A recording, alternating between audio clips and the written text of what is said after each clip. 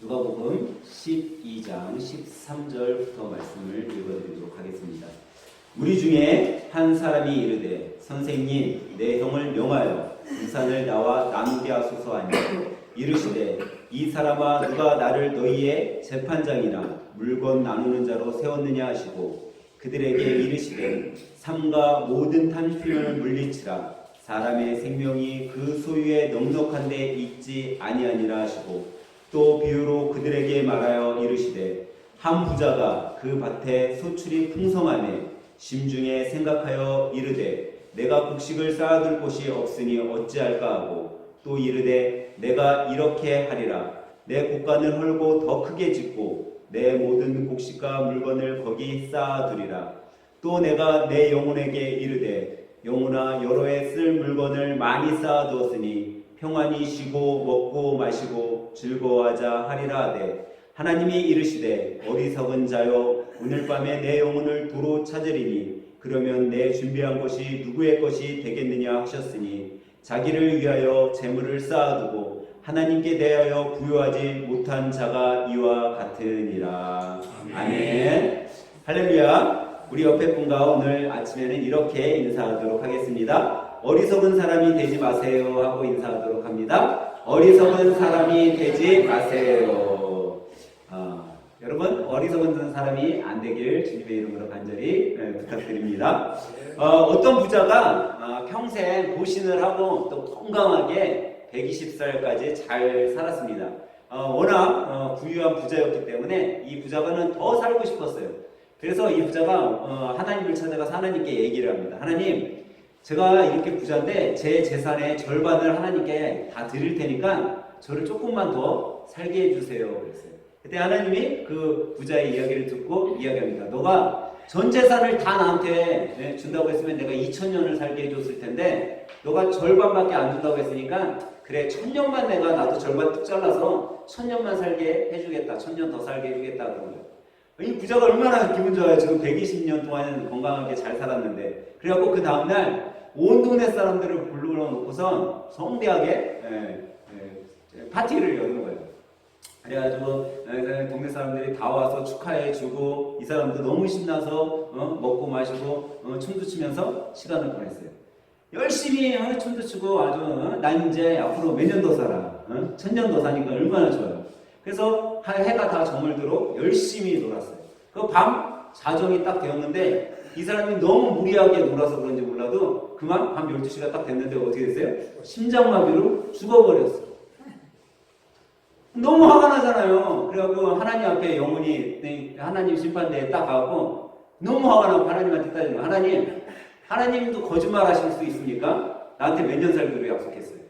1000년 살기로 약속해놓고 지금 하루밖에 안 살았는데 어떻게 나를 이렇게 심장마비로 죽게 만들어갖고 데려오셨냐고. 그때 하나님이 이 부자한테 얘기하는 너는 나를 믿냐? 그랬더니 하나님을 믿으니까 하나님 앞에 제가 제 재산의 절반을 드리고 그러지 않았냐고. 너 성경은 읽었냐?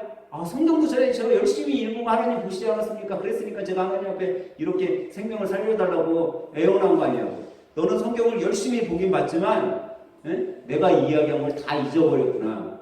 제가 왜 잊어버립니까 하나님? 베드로후서 3장 8절에 내가 너에게 뭐라고 가르쳤냐 잊지 말라고까지 이야기한 게 있는데 그게 뭡니까? 그랬더니 그래 그러면 내가 베드로후서 3장 8절을 읽어주겠다 하고 하나님이 읽어주셨어요. 사랑하는 자들아 주께는 하루가 1000년 같고 1000년이 하루 같은 것 이 한 가지를 뭐하지 마라? 잊지 말라. 내가 잊지 말라고까지 했는데 너는 나한테는 1000년이 며칠이에요? 하루. 그리고 그 하루가 몇 년 같다고요? 1000년 같다. 그래서 내가 너 1000년 살게 나한테는 하루야. 그래서 하루 만에 너 생명을 데리고 온 거다라고 이야기했다라는 이야기가 있어요. 여러분 생명은요.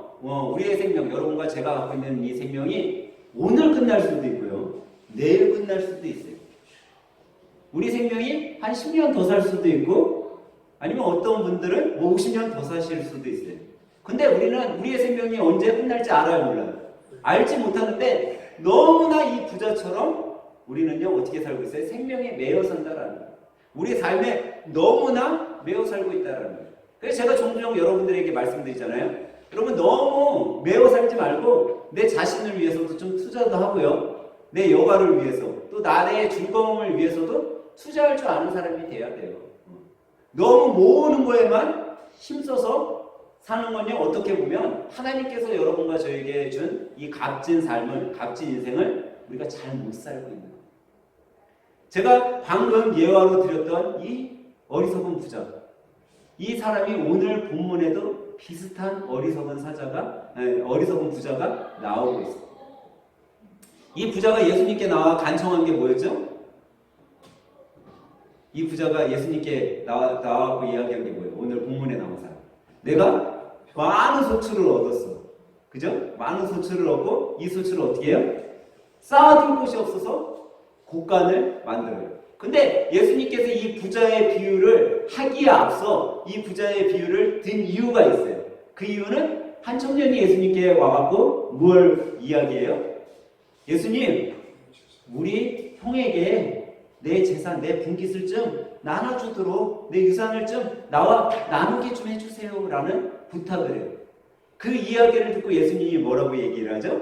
내가 너희의 재판관으로 온 줄 아냐? 너희 재산을 나누는 사람으로 오기로 했냐? 이렇게 말씀을 하세요.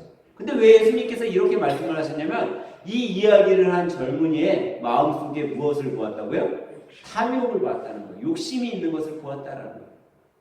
그가 그냥 건전하고 그냥 자기의 것만 딱 나는 내 것을 좀 우리 형하고 정확하게 좀 나눴으면 좋겠어. 이런 것이 아니라 그 물질에 대한 욕심이 있었다는 거예요.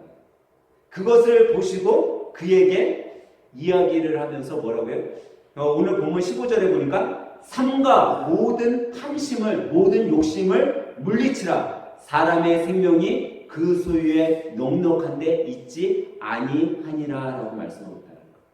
그러니까 여러분과 제가 아무리 많은 재산을 갖고 있다 할지라도 그 재산으로 인해 우리의 생명이 연장될 수 있어요? 없어요? 없다라는 거예요. 생명은 그거하고 전혀 되지 않는다라는 거죠. 그러면서 오늘 한 부자의 비유를 들으시기 시작한 거예요. 오늘 나온 이 비유의 부자예요? 아니에요? 부자예요. 얼마나 부자면 올해는 너무나 풍년이 들어서 자기가 원래 갖고 있던 창고가 있는데 그 창고에 다 넣을 수가 없는 거예요. 그래서 그가 자기에게 이야기해요. 더 큰 창고를 져서 거기에다 오늘 내 재산들 다 갖다 물건을 쌓아두고 이제 즐겁게 놀고 마시고 즐겁게 시간을 보내자라고 이야기해요. 근데 그 부자의 그런 이야기를 들으시고 하나님이 그에게 경고를 하셔요. 뭐라고 경고하셔요? 어리석은 자요. 뭐 하다고요? 어리석은 자요. 어리석은 자요. 오늘 밤 내 영혼을 내가 도로 찾으리니 그러면 너의 그 모든 예비했던 그 모든 수요가 다 누구의 것이 되겠느냐라고 경고하고 계시다라는 거예요. 오늘 우리는 이 본문 속에 한 안타까운 인생을 보게 된다라는 거예요. 여러분과 저는 오늘 본문 속에서 한 안타까운 인생을 보게 돼요. 그는요 오늘 19절에 가보면 알 수 있어요. 그가 뭐라고 얘기하냐면 이 부자는요 자기가 영과 혼과 육으로 되어 있는 사람이라는 걸 알고 있어요. 자기는 영혼이 있다라는 걸 알고 있어요. 어떻게 알고 있죠? 오늘 19절 보니까 또 내가 내 누구에게 이르요? 영혼에게 이르되 영혼아 여러 해 쓸 물건이 많아 쌓아두었으니 평안히 쉬고 먹고 마시고 즐거워하자라고 자기가 누구에게 얘기하고 있어요? 자신의 영혼에게 이야기를 하고 있어요. 그는 사람의 몸이 영과 혼과 육으로 되어 있는 것을 정확하게 잘 알고 있었어요. 어떻게 보면요 이 세상을 사는 동안 여러분과 저는요 영과 혼과 육이 하나가 돼서 이 세상을 살아가고 있는 거예요. 근데 우리가 죽으면 육은 어떻게 돼요? 하나님께서 육을 뭐로 만드셨어요?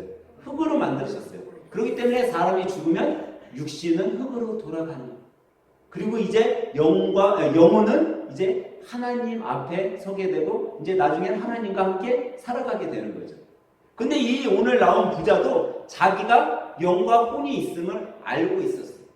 정확하게 알고 있었어요. 근데 그는 자기가 영과 혼이 있다라는 건 알았지만 자기 육신이 어떻게 될 건지에 대해서는 잘 알고 있지 못한 거죠. 자기가 영혼에게 이야기하는 것 정말 잘 알고 있는 거죠. 똑똑한 거죠. 근데 그는 자기의 육신이 어찌게 될 것에 대해서는 잘 알고 있지 못했다라는 거예요. 왜냐하면 육신은요 완전하지 못하기 때문에, 우리 육신은 불완전하기 때문에 어리석을 수 있어요. 어느 목사님이 신학교를 방문을 하셨어요. 신학교에 방문했더니 신학대학교 같은 경우 아니면 일반 대학교들도 게시판에 보면은 많은 그런 문구들이 학생들이 막 써놓잖아요. 근데 이 목사님도 신학교에 갔더니 문구가 써 있는 거예요. 뭐라고 써 있냐면 J-O-B 7.11 이렇게 써 있는 거예요. 그러니까 신학교니까 요한복음 3장 16절처럼 신학생들이 잘 아는 하나님의 말씀을 이렇게 공부해놨나 보다. 그래서 목사님이 요한복음 3장 16절 우리가 잘 아는 말씀처럼 이렇게 또 뜻이 있는 걸 써놨나 보다 하고서 숙소로 돌아오자마자 성경을 펴서 JOB 7.11 왜요? 욥기서 7장 11절을 펴서 읽어보았어요. 그랬더니 욥기서 7장 11절에 뭐라고 써져 있냐면 그런즉 내가 내 입을 금하지 아니하고 내 영혼의 아픔 때문에 말하며 내 마음의 괴로움 때문에 불평하리이다 라고 써있는 거예요. 목사님이 너무 깜짝 놀랐어. 어떤 학생이 이렇게 마음에 상처가 있고 아프면 이거를 거기에다가 그것도 새빨간 글씨로 그렇게 공부하는 데다가 붙여놨을까. 너무 마음이 아팠어요. 그래서 목사님이 숙소에서 짐을 풀기도 전에 얼른 다시 학교로 온 거예요. 그리고 학생 처장 교수님한테 교수님 혹시 그 공고 게시판에 있는 그 문구를 보셨냐고 그랬더니 이 교수님이 웃으시면서 목사님 그 학교 입구 들어오실 때 그 공고 문구 보셨어요? 그 빨갛게 써져 있는 문구 보셨어요? 그러니까 아니 교수님은 그 문구를 보고도 이 학생에게 도움을 안 주셨냐고. 이 학생을 좀 찾아주면은 내가 이 영혼까지도 아파하고 마음에 불평이 있고 이 친구에게 좀 도움을 주고 싶어서 그러니까 그 학생 좀 찾아달라고 그러는 거예요. 그랬더니 이 교수님이 깔깔깔 웃으면서 목사님 그거는 자신의 마음의 아픔 그 불평을 토론한 게 아니라 뭐예요? 여러분 J-O-B 뭐예요? 욥기가 아니라 뭐예요? 세븐일레븐에서 아르바이트생을 구하니까 얼른 가보라는 아르바이트 공부 문구라고. 여러분 우리가 이런 실수를 하고 있지 않냐라는 거예요. 이 목사님처럼 내 눈으로 보고 내가 판단했어요. 그리고 나는 정말 어려움에 처해 있는 학생을 돕기 위한 마음을 가졌어요. 근데 실질적으로 그 공부는 뭐였어요? 아르바이트생을 찾는 공부였어요. 알바생, 부인을 찾는 광고였다라는 거죠.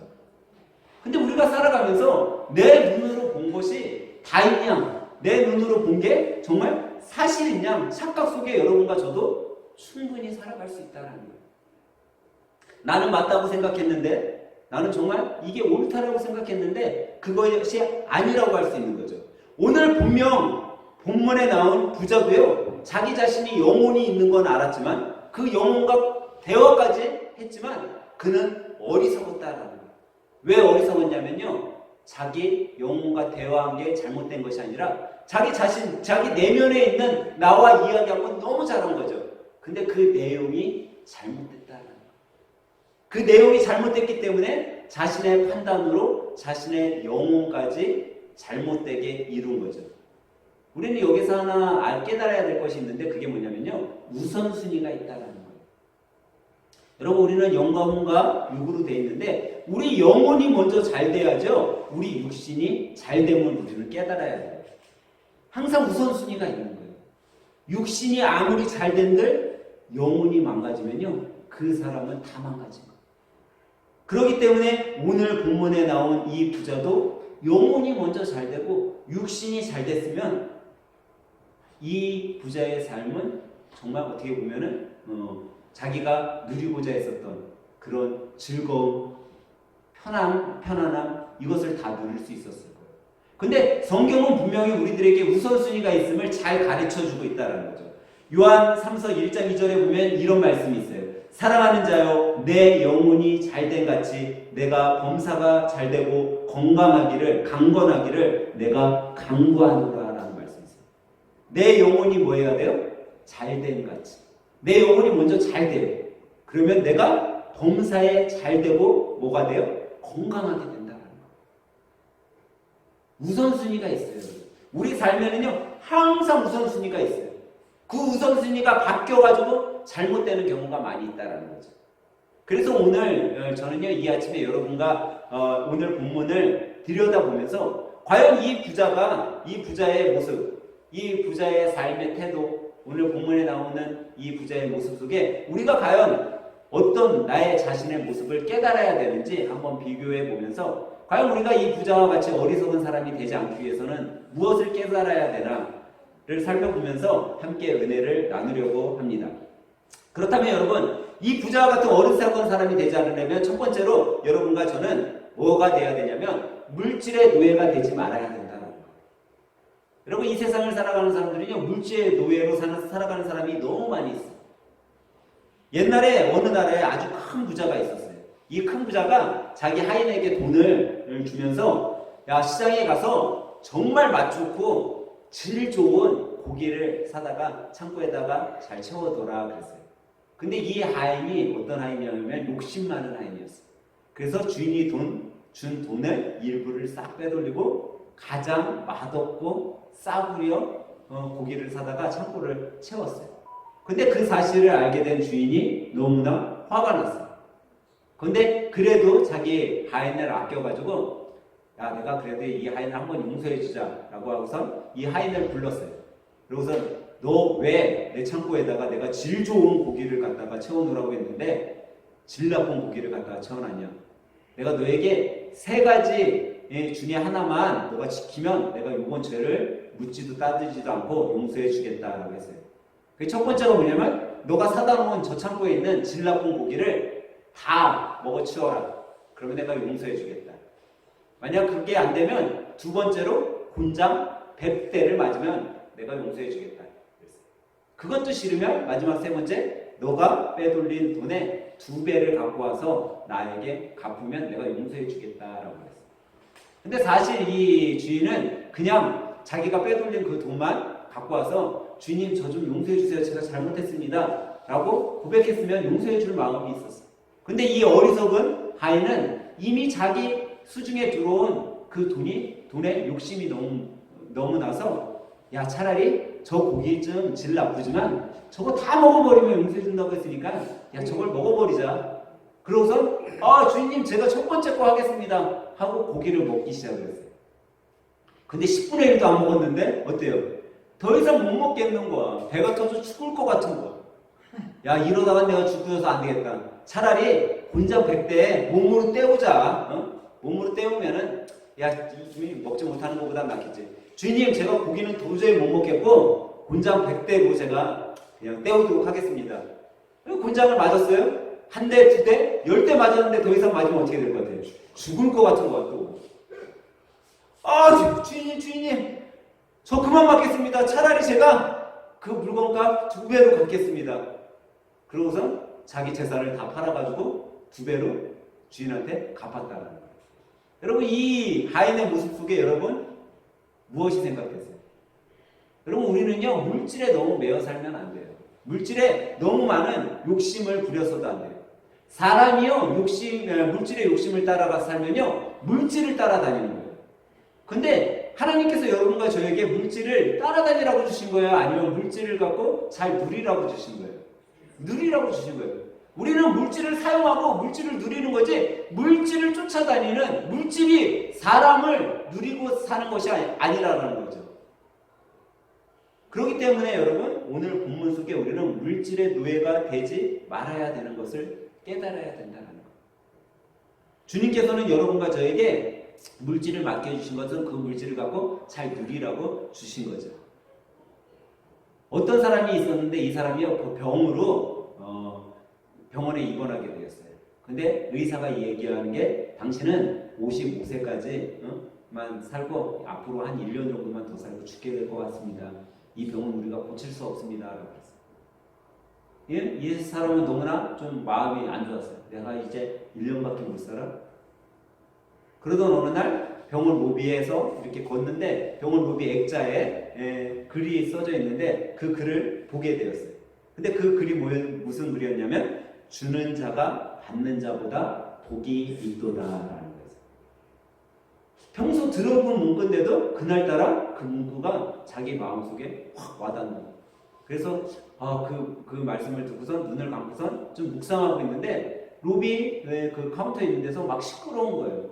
그래서 깜짝 놀라서 눈을 뜨고 이제 보게 되었어요. 봤더니 병원 관계자는 당신은 돈이 없으니까 당신 딸을 우리 병원에서 받을 수 없습니다 라는 거였고, 어머니는 제발 우리 딸을 좀 살려주세요, 입원 좀 시켜주세요, 치료 좀 해주세요, 수술 좀 해주세요 라고 눈물로서 막 호소하는 거예요. 근데 관계자는 당신은 돈이 없기 때문에 절대 못 받아요. 그 모습을 이 사람이 보게 되었던 거예요. 그래서 자기의 비서를 불러가지고 야, 저 집 병원비 우리가 내주자, 대신에 아무도 모르게 해라. 그러고서 그 비서가 가서 요금을 다 내주고 병원 수속을 해주고 수술을 받게 해줬어요. 얼마 지나지 않아 자기가 이제 선을 행했잖아요. 그러니까 궁금하잖아, 이 소녀가 어떻게 됐는지. 그래서 그 소녀의 병실을 가봤더니 얘가 완쾌가 된 거예요, 기적적으로. 그 수술에도 날지 안 날지 잘 모른다고 했던 이 아이가 건강해진 거예요. 그는 자기의 자서전에 그때 그 시간을 이렇게 썼어요. 나는 그 순간 내 삶에서 이렇게 행복한 시간이 있을 수 있다는 것을 처음 느꼈다라고 썼어요.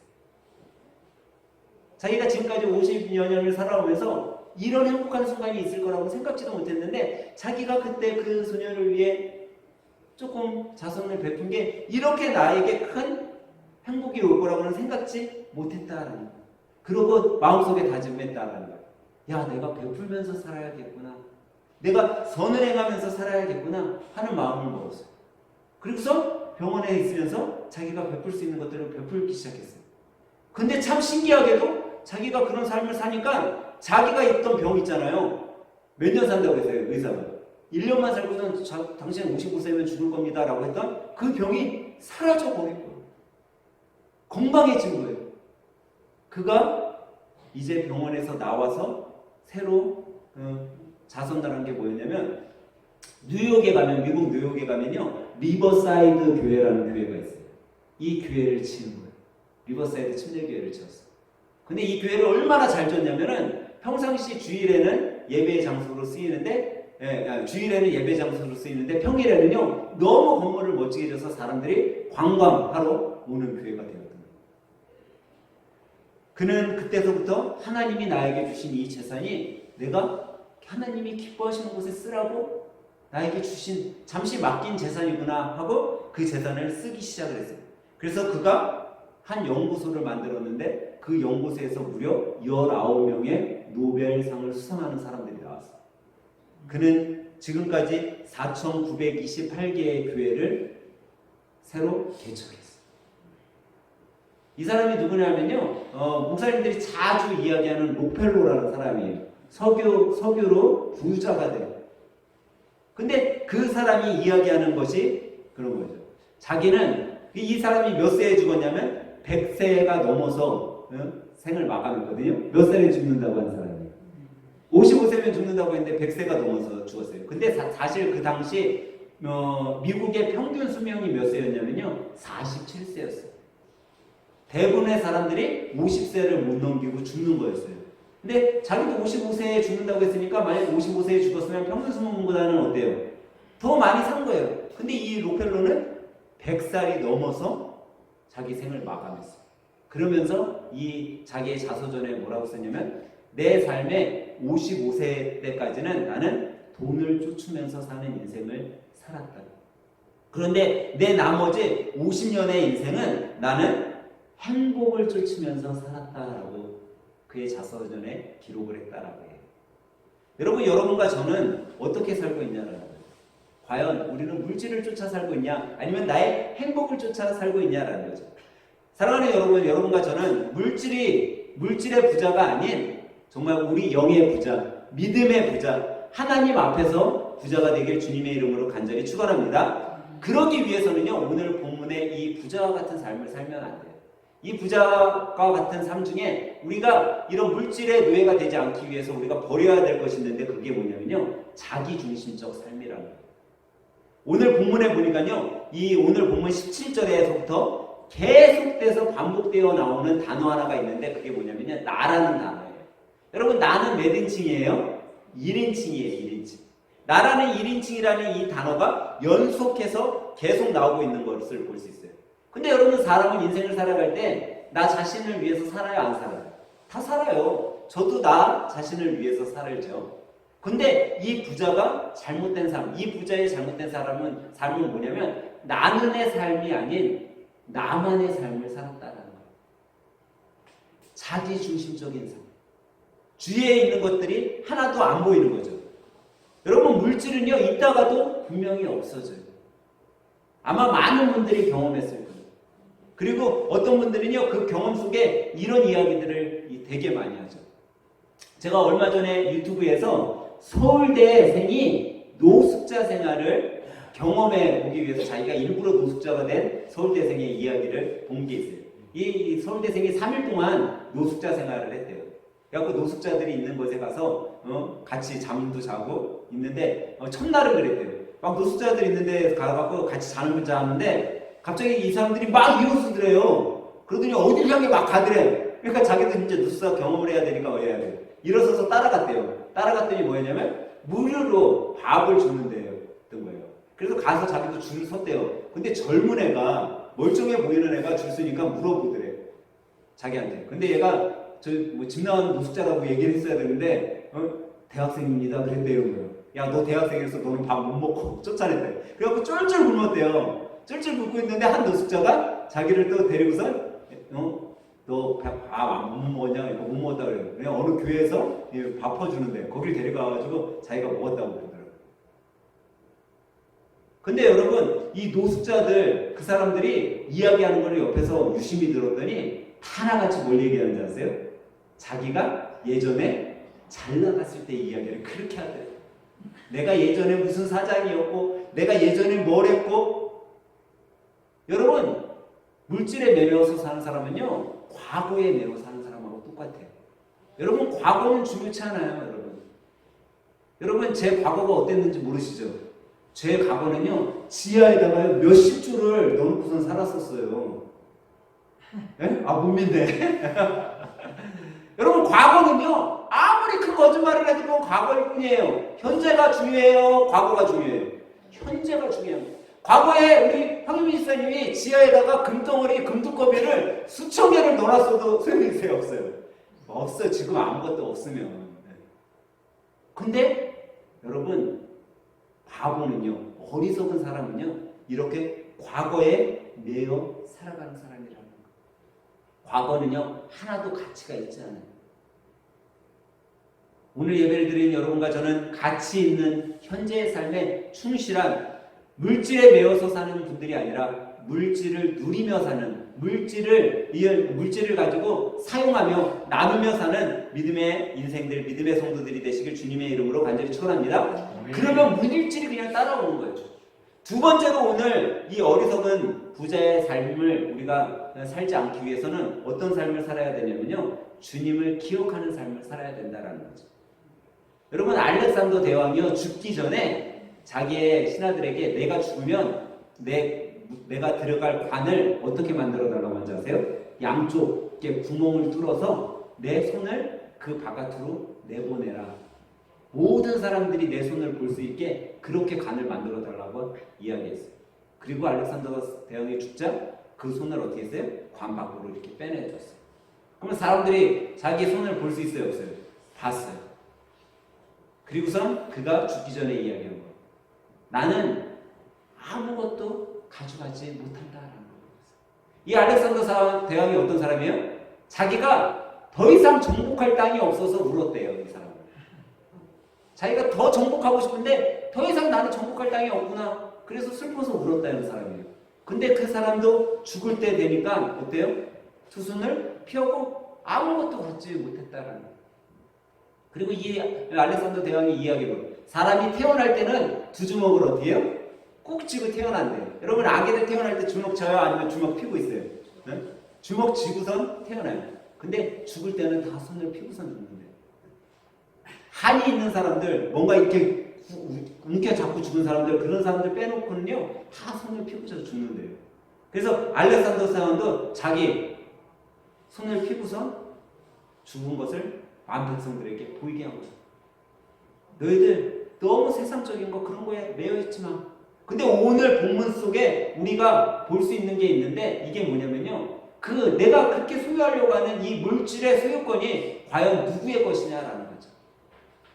오늘 본문의 이 소유권자가 하나님이 되시면 우리가 기억한다면 우리는요, 이 물질에 대한 탐욕을 안 갖고 살 수 있다라는 거예요.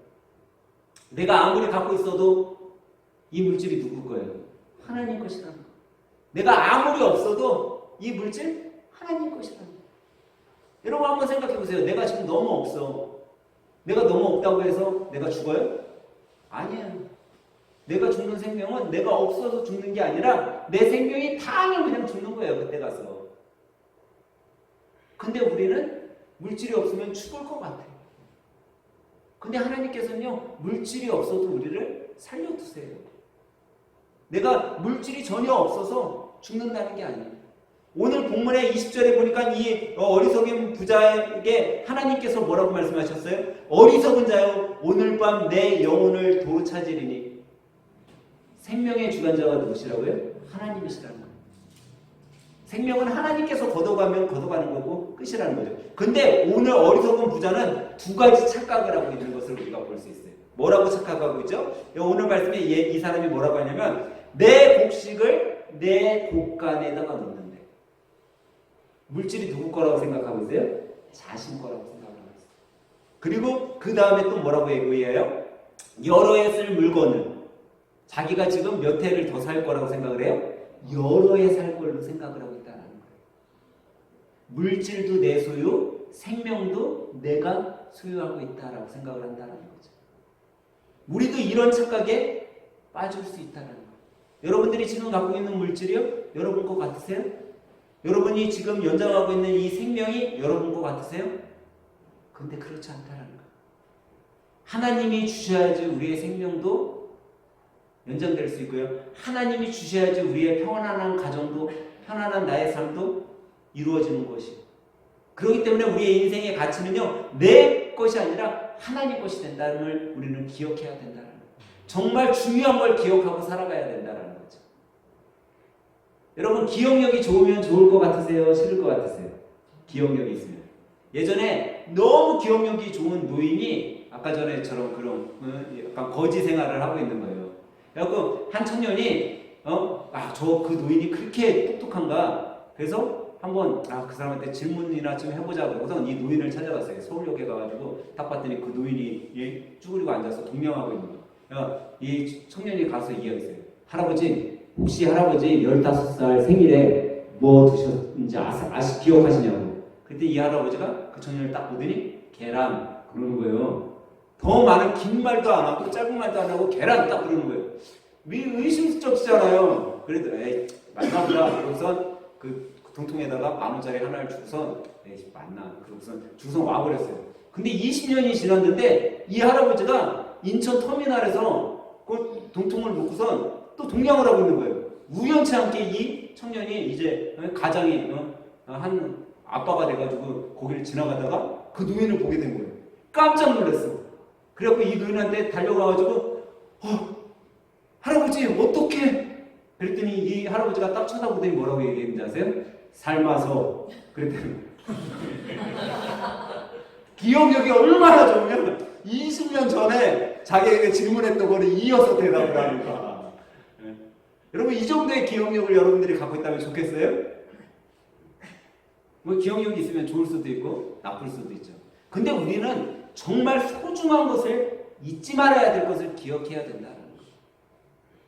아무것도 아닌 거에 기억할 필요 없이 여러분과 저에게 가장 중요한 것, 그것은 바로 예수님께서 여러분과 나의 주인이 되심을 기억해야 된다는 거예요. 그것을 기억할 때 주님께서 여러분과 저의 삶을 지켜주신다는 거죠.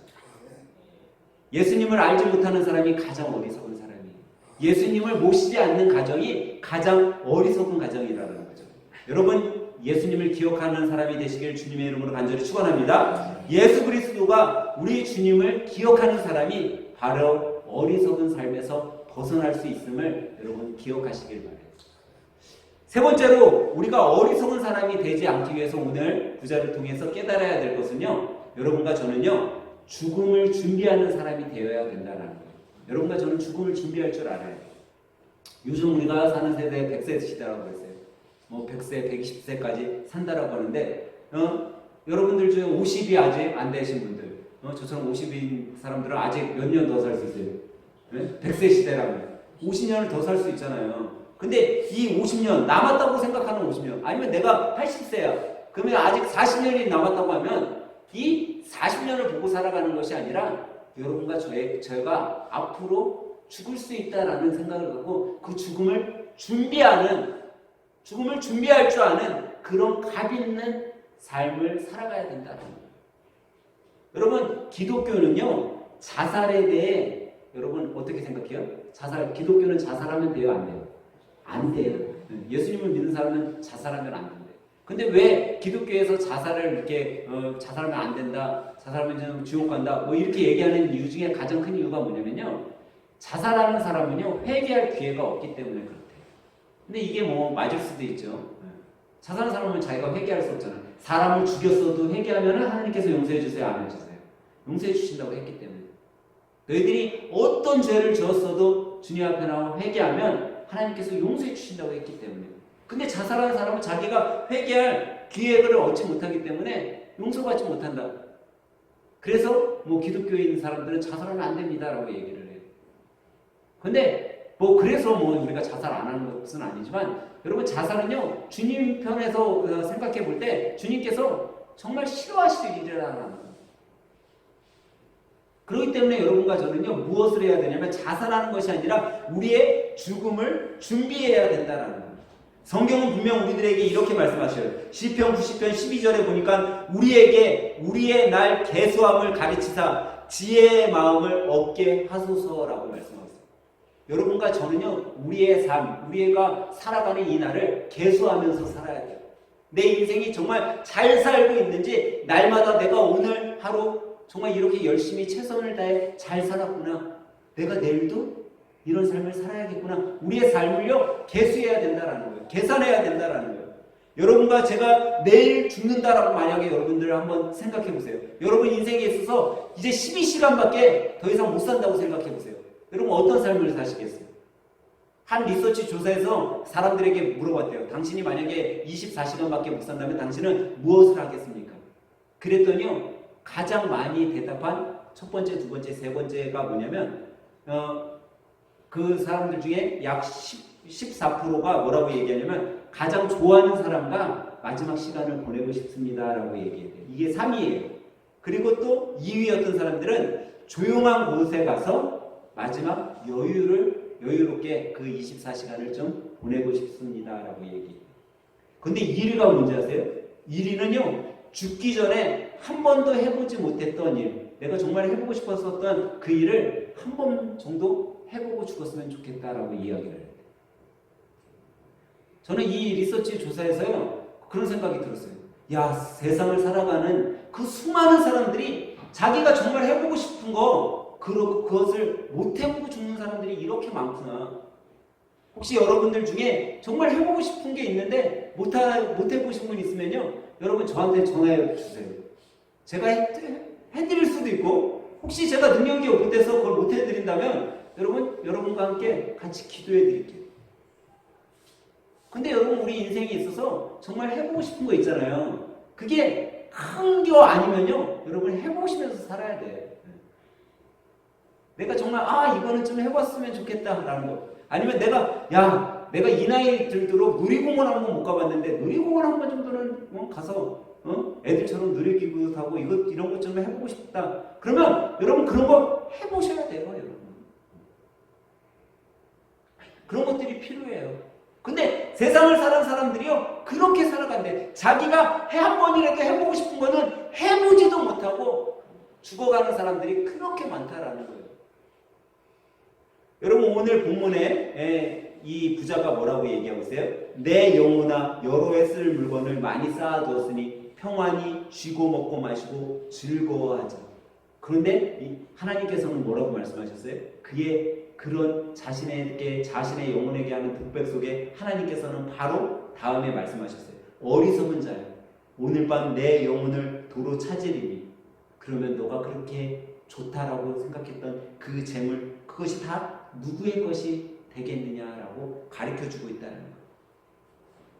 예전에 제가 한 책에서요, 어리석은 사람에 대해서 읽은 책이 있었는데, 그 책에 무슨 내용이 나오냐면요, 어리석은 사람은요, 가장들을 두고선 이야기했어요. 어리석은 가장은 자신과 한 몸인 사람을 바보 취급한대. 자신과 한 몸인 사람은 누굴까요? 아내 아니면 남편이겠죠.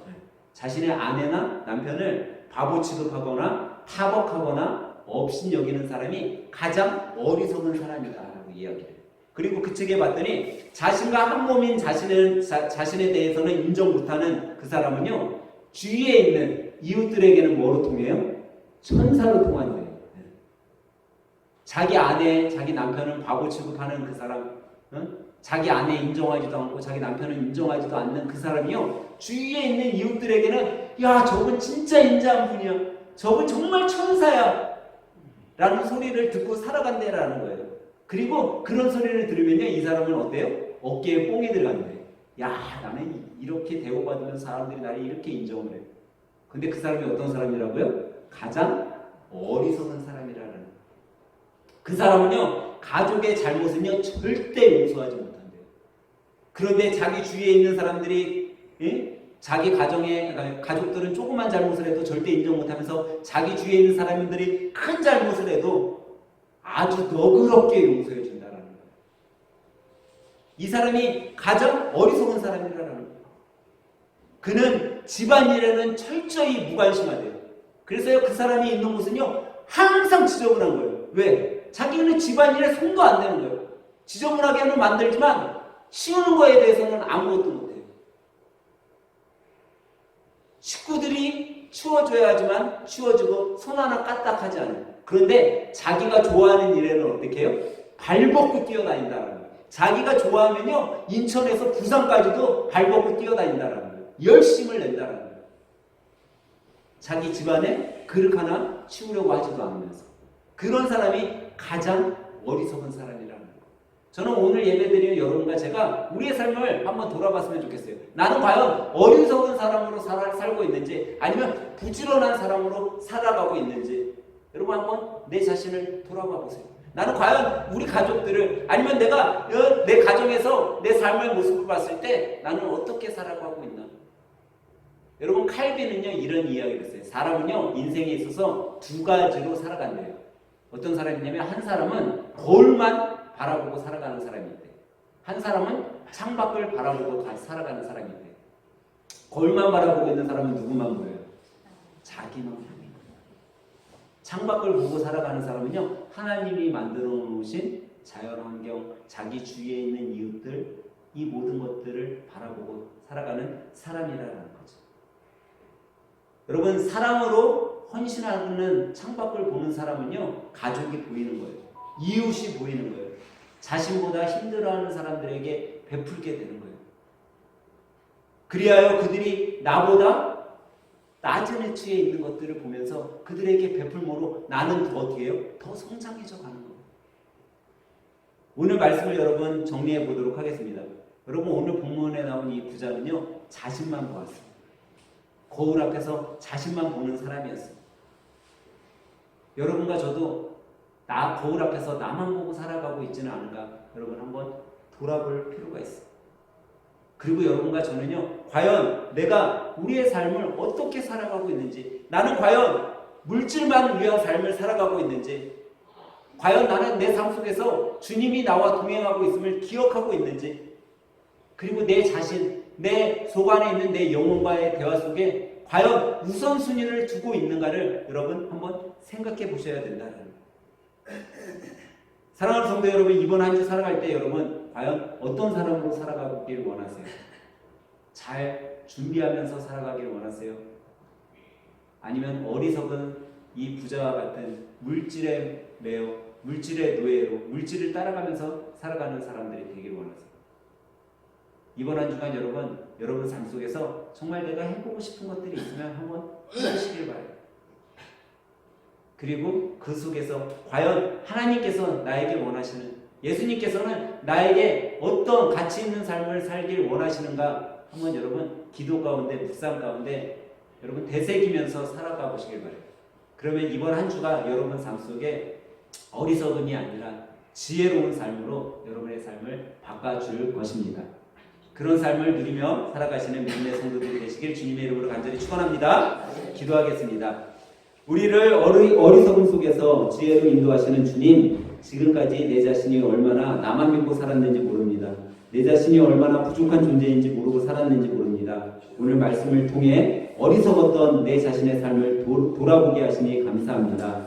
비록 지금까지는 주님 보시기에 너무나 불쌍하고 어리석은 삶을 살아왔던 죄인이지만 오늘부터 새롭게 일어나길 원하오니 주님 새 힘을 주시옵소서. 다시금 일어나게 하옵소서. 물질에 매이지 않고 주님을 기억하며 언제 올지 모르는 죽음을 아름답게 준비하는 사람들뿐 아니라 주님께 더욱 인정받는, 사람들 속에서만 인정받는 그런 사람이 아니라 주님 앞에 인정받는 믿음의 성도들이 되도록 주님 도와주시옵소서. 예수님의 이름으로 기도합니다. 아멘.